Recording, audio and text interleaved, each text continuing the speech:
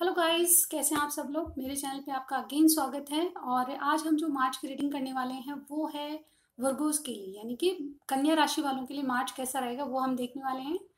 तो गाइस हम स्टार्ट करते हैं। मैं शफल कर लेती हूँ, आप रेडी रहिए अपनी कार्ड्स के लिए।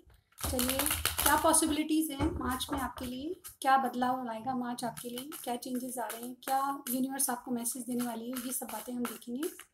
तो जब तक मैं आप शफल करती हूँ, आप अपने इष्ट देव को याद कीजिएगा।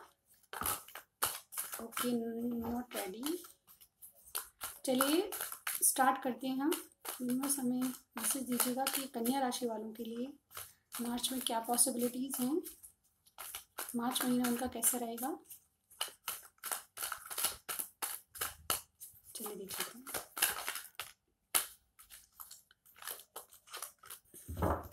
एक बार और।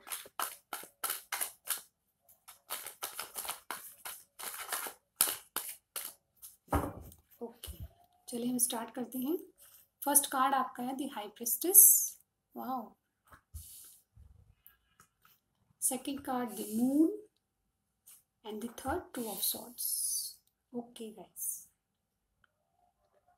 तो गाइज मार्च का महीना कन्या राशि वालों के लिए कैसा रहेगा, ये 10 डेज की एनर्जीज निकाली मैंने, यानी कि मार्च के फर्स्ट 10 डेज कैसे रहेंगे आपके।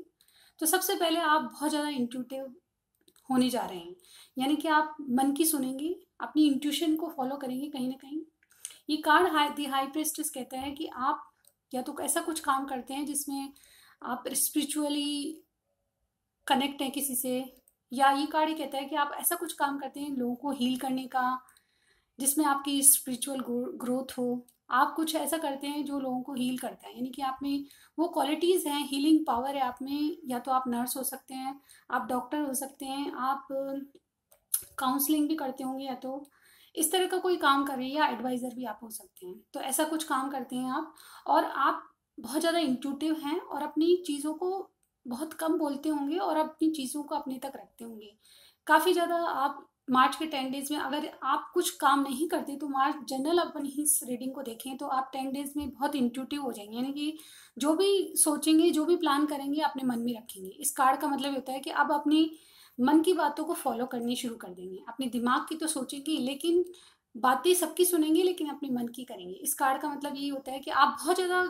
आप में एक नॉलेजेबल पर्सन बन जाएंगे। अगर आप कोई बिजनेस या करियर की बात कहें तो आप अपनी जो प्लानिंग है आप किसी को शेयर नहीं करेंगे। ये सीक्रेसी का कार्ड भी होता है, यानी कि आप जो भी करेंगे वो सीक्रेट रखना चाहेंगे। जो भी कुछ मन में प्लानिंग कर रहे हैं किसी चीज़ को आगे बढ़ाने के लिए, कोई राइट टाइम, कोई ऐसा टाइम ढूंढ रहे हैं, या किसी चीज़ का वेट कर रहे हैं जिसका आपको किसी से आप डिक्लेयर नहीं करना चाहते। आप किसी से डिक्लेयर नहीं करना चाहते कि क्या प्रॉब्लम है, किसका वेट कर रहे हैं, क्या प्लानिंग चल रही है। ये सब आप सीक्रेट रखेंगे और किसी से बताएंगे नहीं।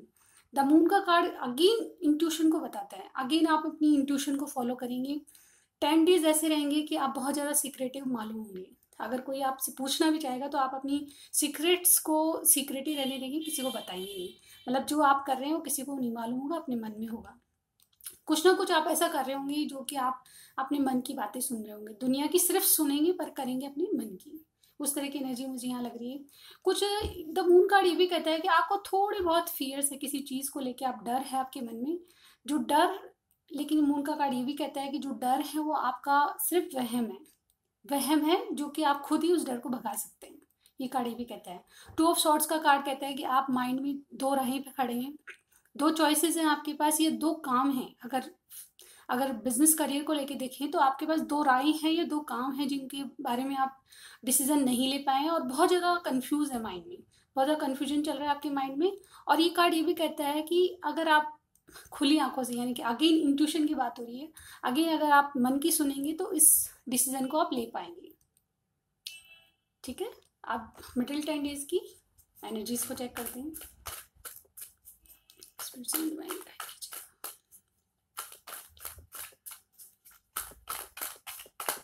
ओके, मिडिल 10 डेज देखते हैं। 7 of wands, 9 of cups, 8 of pentacles. Okay, तो मिडिल 10 डेज कैसे रहेंगे गाइस। मिडिल 10 डेज में आपकी एनर्जी रहेगी कि आप अपनी विल पावर को बढ़ाएंगे।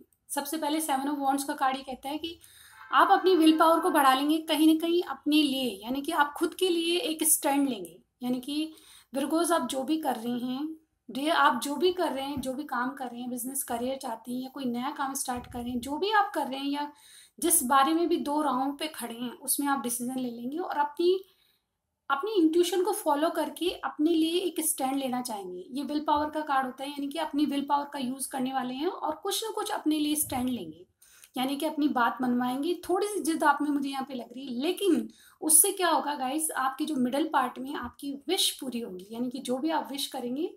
ये 9 ऑफ कप्स विश फुलफिलमेंट का कार्ड होता है, यानी कि आपकी जो भी विश करेंगे, यानी कि बिजनेस करें में अगर आप कुछ नया करना चाहते हैं तो वो सक्सेस मिलेगी आपको।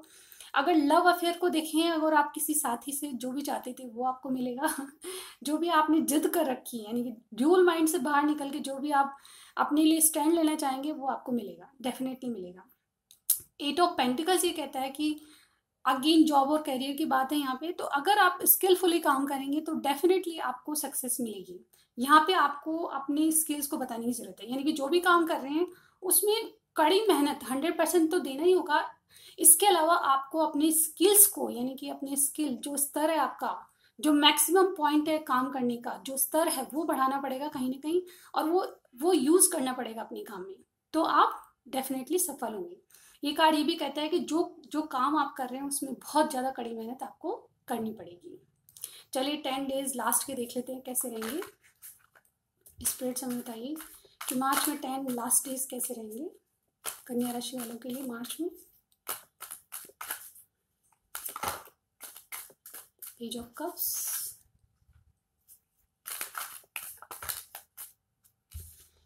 उछल उछल के कार्ड आ रहे गाइस।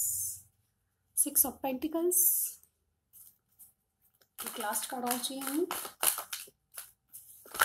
ओ बहुत सारे आ गए, नहीं लेंगे गाइस, ओनली 1 कार्ड चाहिए हमें। Okay, 7 of swords. Okay guys, तो मार्च के लास्ट 10 डेज की बात कहें तो सबसे पहले पेज ऑफ कप्स का कार्ड है। सबसे पहले ये गुड न्यूज का कार्ड होता है गाइस।